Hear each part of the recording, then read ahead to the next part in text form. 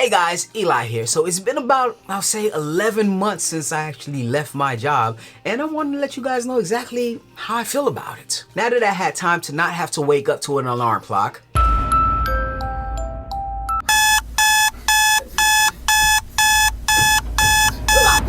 and did whatever I felt like doing, exactly how am I keeping up right now? So we're gonna be talking about the reasons I left, the limitations put on me by others, job security or lack thereof, and how am I holding up? And we're starting now.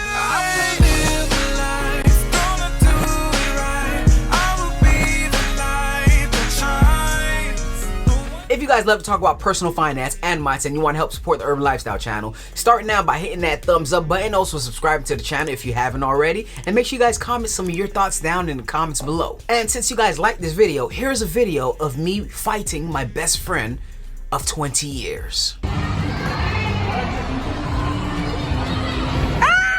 Oh, goodness gracious. Get up.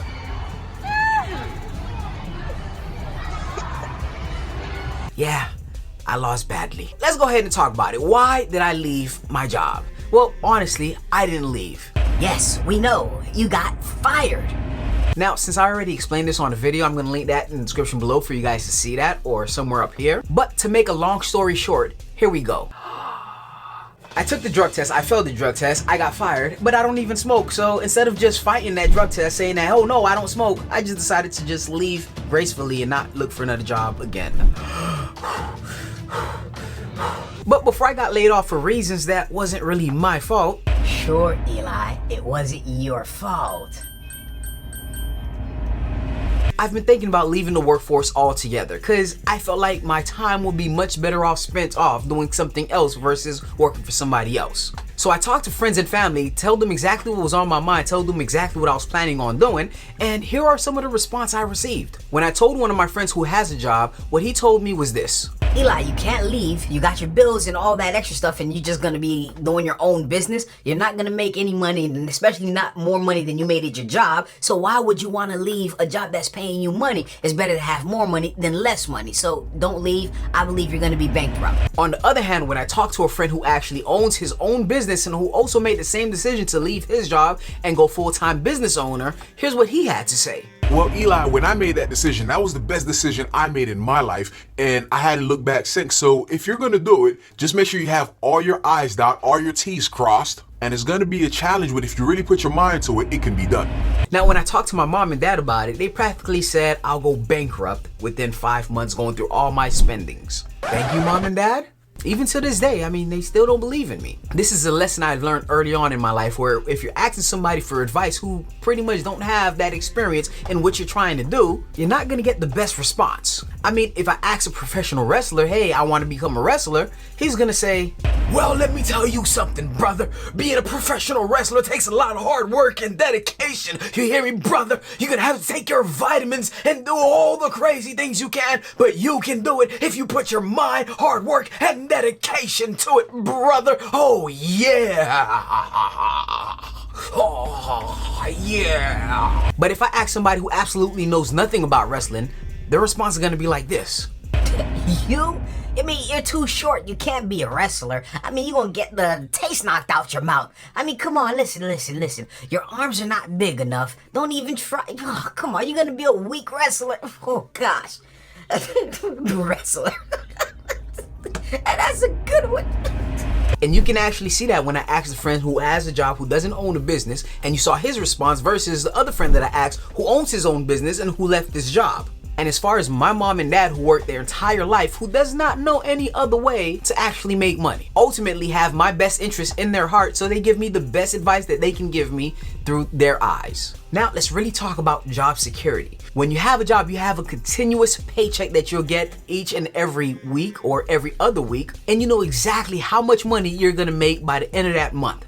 So it's easy to build a life around that as far as bills, expenses, and entertainment because you know exactly what you're gonna make. And on top of that, you have benefits and healthcare. But the fact is, in my mind, I believe there's no such thing as job security unless you're a security officer. I really enjoy my nice secure job. The fact that somebody else signs my paycheck, it also tells me that they believe what I'm worth. They also tell me where I can live, what I can eat, and what I can do. And ultimately, the same way they can sign my paycheck, they can also decide to let me go as well. I'm ready for work, sir? You're fired. Okay. So one of the things I really hated was the fact that I built my entire life around a paycheck that I believe is secured, and ultimately just a quick decision like that, they can decide to take it away from me, which means everything that I build just crashes down.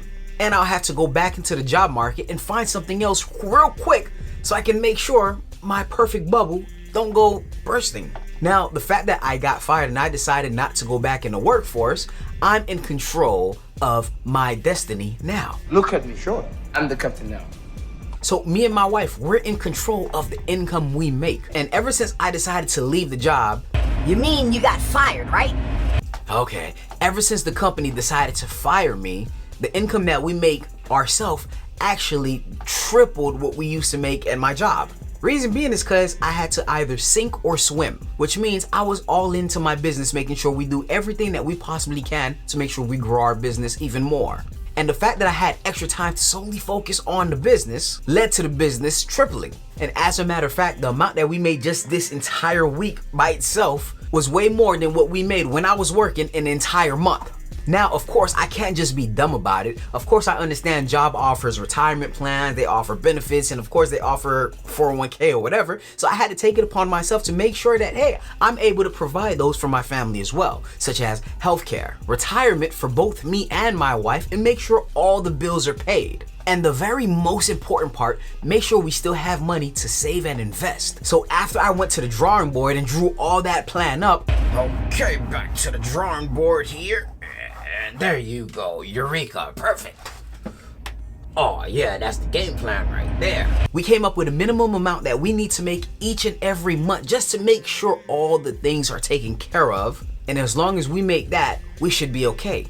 But the fact is, we're tripling that. So all the extra money is just goes into investing and saving for emergencies. This doesn't mean if need be, I wouldn't ever go find a job. Of course, I'm a man. If I have to go look for a job because we need it, I'm gonna go do it. If time calls for me to do that. But as of now, it makes way more sense because I'm actually losing money if I actually go look for another job. So at the end of this whole thing, how does it actually feels to not have to work for the past 10 months? No lie, not to have to wake up to an alarm clock at 4 o'clock in the morning, spending the majority of the day with my kids and my wife and just enjoying life. Just came from a vacation, went to a water park, doing whatever I want to do because I'm a free man. Well, technically not free, but I just work on my business and just have fun. Just listening to the word J-O-B or the letters J-O-B or job, oh man, like honestly, ooh, it just leaves a sour taste in my mouth, you know. I don't even want to read the Bible, the book of Job. Just that part, I don't want to read it because it's spelled J-O-B. Nah, that's how I feel. But that's pretty much all I got for you guys today. If you guys enjoyed this video, make sure you subscribe to this channel. If you haven't already, make sure you guys hit that thumbs up. Thank you guys so much and have a beautiful day. You know what? I wonder what it will feel like after a couple of years like this. Hey guys, Eli here.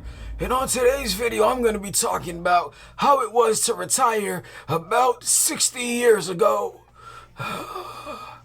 I'm still doing this. Oh gosh, I gotta do something better with my life. Oh gosh. Oh, I failed on my elbow. God dang it. Oh. Wow. I quit YouTube, man. I quit. Alright, I gotta be a wrestler. My muscles is not big enough to be a wrestler. Lay it, smack it down on your candy ass. If you smell what the Eli's cooking. Yeah, man, this shirt is so tight on me. I gotta lose some more weight. Hold on. Piece of hair got stuck in my eye. God dang it. I'm only doing this to buy me some time because I have no idea what I'm doing next. Alright, I learned from before, so I gotta take this off slowly. There you go, I learned. Is that my mustache back there? Oh gosh, did I rip it off?